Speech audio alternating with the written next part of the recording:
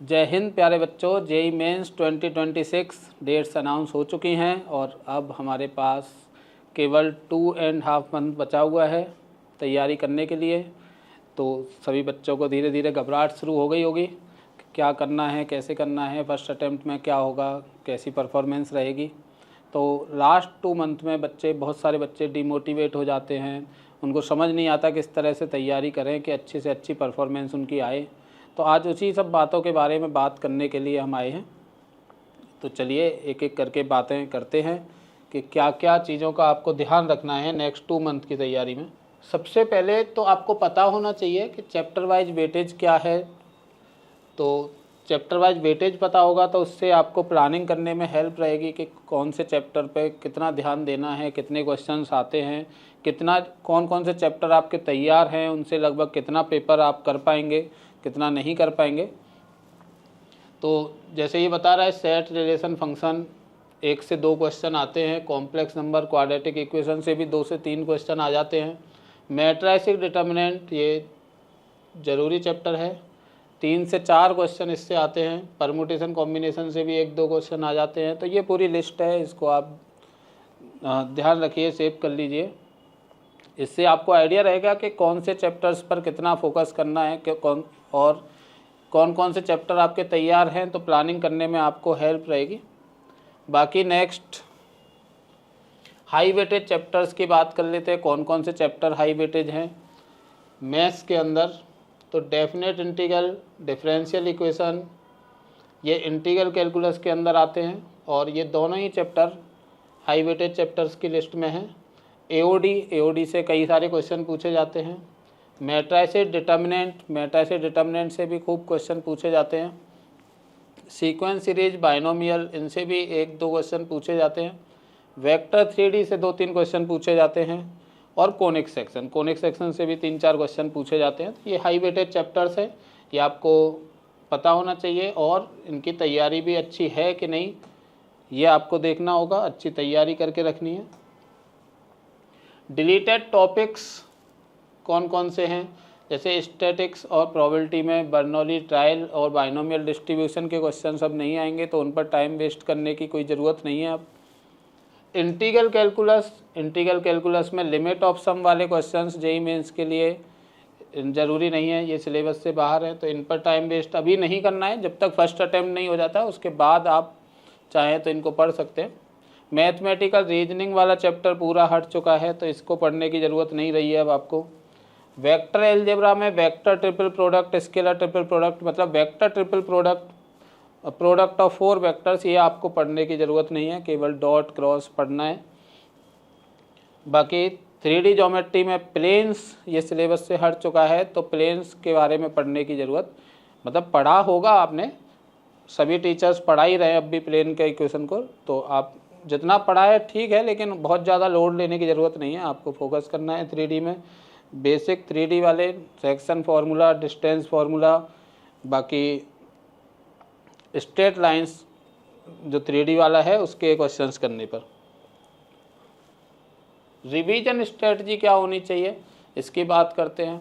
तो revision strategy किस तरह से रिवीजन करनी चाहिए, क्या कौन कौन से चैप्टर्स का हमें पहले रिवाइज करना है, कौन से चैप्टर्स बाद में रिवाइज करने हैं, तो इन सब का किस तरह से सिलेक्शन करना है हमें चैप्टर्स का।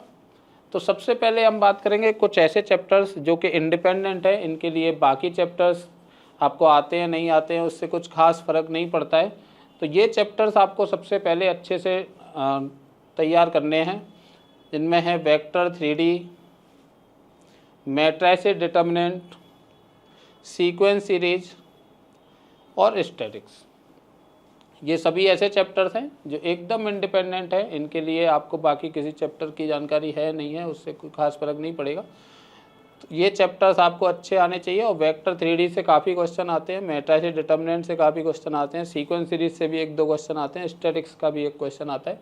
तो अगर इस तरह से आप देखें तो 6-7 क्वेश्चंस लगभग इनसे हो जाएंगे और ये 5-6 चैप्टर करने पर ही।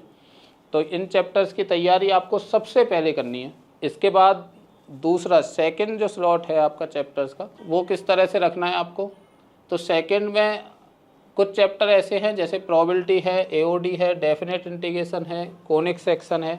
तो ये चैप्टर, इन चैप्टर से भी काफ़ी क्वेश्चन आते हैं, लेकिन इन चैप्टर्स की तैयारी आप तभी कर पाएंगे जब आपको इनसे रिलेटेड, क्योंकि ये चैप्टर किसी न किसी चैप्टर पर रिलेटेड है। प्रोबेबिलिटी है, परमुटेशन कॉम्बिनेशन पर डिपेंडेंट है, एओडी है, एमओडी और फंक्शन। अगर आपको फंक्शन नहीं आता है, मेथड ऑफ डिफरेंशिएशन नहीं आता है, तो आप एओडी के क्वेश्चन करने में फंसते रहेंगे, तो डबल टाइम वेस्ट हो जाएगा। इसलिए आपको क्या करना है, इन चैप्टर्स का रिवीजन करने से पहले इन चैप्टर्स का रिवीजन करना है। स्ट्रेट लाइन सर्कल करना है अच्छे से, कोनिक करने से पहले, डेफिनेट इंटीग्रेशन और डिफरेंशियल इक्वेशन करने से पहले आपको इंडेफिनेट इंटीग्रेशन करना है। एमओडी और फंक्शन आपको अच्छे से आना चाहिए अगर आप एओडी करने जा रहे हो तो, और प्रोबेबिलिटी करने से पहले परमुटेशन कॉम्बिनेशन आना चाहिए। तो ये सब चैप्टर्स आप तैयार करके जाएंगे। पीवाईक्यू की सॉल्विंग में आपको किन चीज़ों का ध्यान रखना है, तो पीवाईक्यू सॉल्व करने के लिए आपको क्या करना है, दो तरह से पीवाईक्यू सॉल्व करने हैं। एक कि आप मॉक की तरह ही दें, मतलब जैसा पेपर आया था सेम टाइम लगा करके वैसा ही पेपर आप अटेम्प्ट करें। और दूसरा, क्योंकि पीवाईक्यू बहुत सारे हो गए हैं, अब इतने सारे पेपर्स आप नहीं कर सकते हो अटेम्प्ट, तो आपको क्या करना है, लेटेस्ट जो 2 साल के पेपर हैं उनको तो आप मॉक पेपर की तरह आप अटेम्प्ट करें। जो टेस्ट सीरीज आपकी चल रही है वो चलती रहेगी, जो भी आपका इंस्टीट्यूट प्रोवाइड कर रहा है, लेकिन आप इन पेपर्स को निकाल करके रखें और एक पेपर जब भी आपको टाइम मिलता है 5-6 दिन के अंदर एक पेपर आप अटेम्प्ट करें पूरा। जो भी सिलेबस आपका तैयार हो चुका है उससे भी करें, और जो नहीं तैयार है उससे भी करें। उससे पता रहेगा कि कौन से चैप्टर ऐसे हैं जो मेरे रिवाइज करने के बाद नहीं कर पा रहा हूँ, और जिन रिवीजन नहीं किया है उनमें से कौन से चैप्टर ऐसे हैं जिनके क्वेश्चन मुझसे बन जा रहे हैं।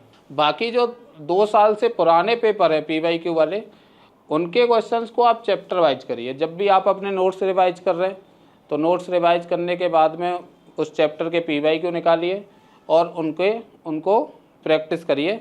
इससे पता रहेगा कि कितने % पीवाईक्यूज को आप कर पा रहे हैं अपने नोट्स को रिवाइज करने के बाद। इसके बाद टेस्ट सीरीज में बहुत ज़्यादा टेस्ट सीरीज के पीछे नहीं भागना है। एक ही टेस्ट सीरीज करिए, लेकिन उसको अच्छे से अटेम्प्ट करना है।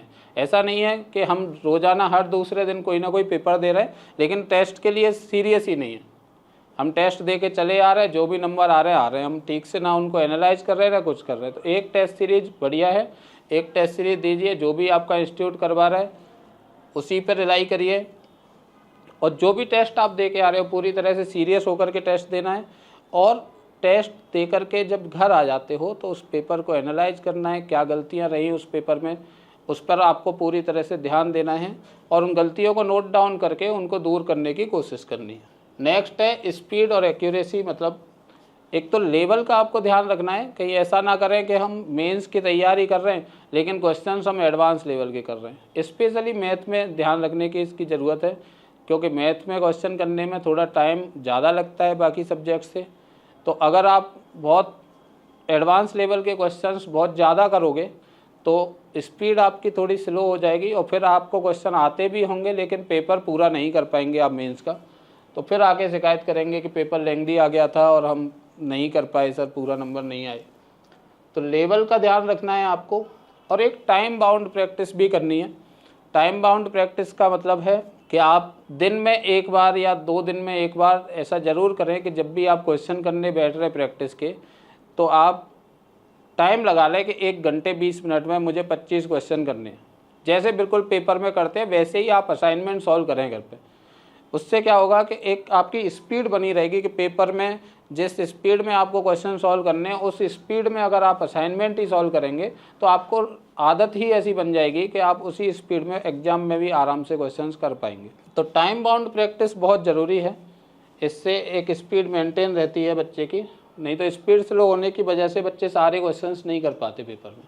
बाकी बढ़िया से प्लानिंग कर लीजिए और कर लोगे, ज़्यादा घबराने की ज़रूरत नहीं है। 2 महीने 2.5 महीने लास्ट में बच्चे बहुत ज़्यादा परेशान होते हैं, इतना परेशान होने की ज़रूरत नहीं है। सभी बच्चे, जैसे आप 12th में हैं तो बाकी बच्चे भी 12th में होते हैं, बोर्ड प्री बोर्ड इन सब के जो झंझट हैं वो सभी बच्चों के साथ होते हैं।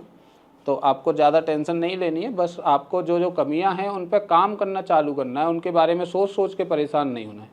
बाकी आप कर पाओगे। Best of luck, thank you.